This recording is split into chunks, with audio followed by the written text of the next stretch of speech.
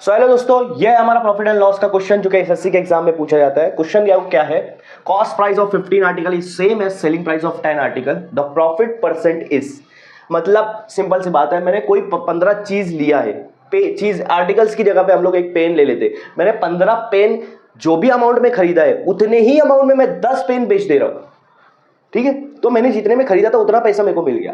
अब बची 5 पेन, ये 5 पेन आपका यहाँ पर प्रॉफिट रहेगा, तो यहाँ पर जो भी आएगा आपका प्रॉफिट आएगा, ठीक है। सिंपल सा कंसेप्ट है। तो यहाँ पर क्या करना है, सिंपल सा कंसेप्ट है। यहाँ पे क्या करना है, जो आपका ये 15 और 10 है, कॉस्ट प्राइस की जो क्वांटिटी है और सेलिंग प्राइस की जो क्वांटिटी, इनको माइनस कर देना है। परसेंटेज निकालना है ना, प्रॉफिट का परसेंटेज निकालना है। सिंपल सा कंसेप्ट है। ये प्रॉफिट क्यों आ रहा है, जब भी कॉस्ट प्राइस की क्वांटिटी सेलिंग प्राइस की क्वांटिटी से ज्यादा होंगी इस वाले कंसेप्ट में, सेम वाले कंसेप्ट में, तो यहाँ पे प्रॉफिट आएगा। और अगर कॉस्ट प्राइस की क्वांटिटी कम है, सेलिंग प्राइस की क्वांटिटी ज्यादा है सेम वाले कंसेप्ट में, तो यहाँ पे लॉस आएगा, ठीक है। कैसे निकालेंगे, 15 में से 10 गया 5 बचा, 15 में से 10 गया 5 बचा। अब इन दोनों में से जो सेलिंग प्राइस की क्वांटिटी है उसको नीचे लिखना है, 10 मल्टीप्लाई 100 कर दो।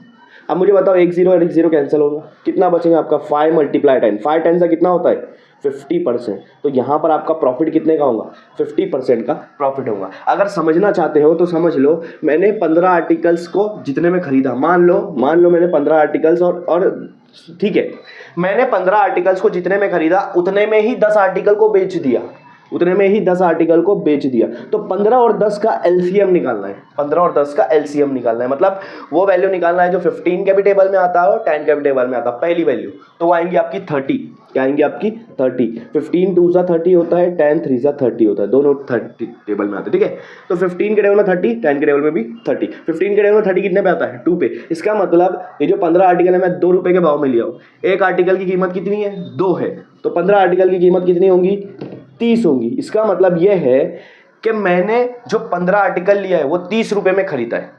समझ में आई बात।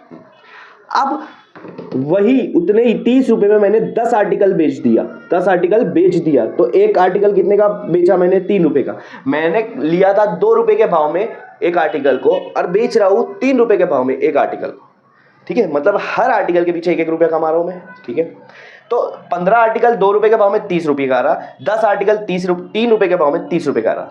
10 आर्टिकल बेच दिया तो जितना मैंने पैसे में खरीदा था उतना पैसा मुझे मिल गया। अब मेरे पास कितना आर्टिकल बचा है, 5 आर्टिकल बचा है, क्योंकि 10 ही आर्टिकल बेचा है। अब बेच कितने में रहा हूं, 3 रुपए में बेच रहा हूं, तो 5 3 कितना हो जाएगा 15।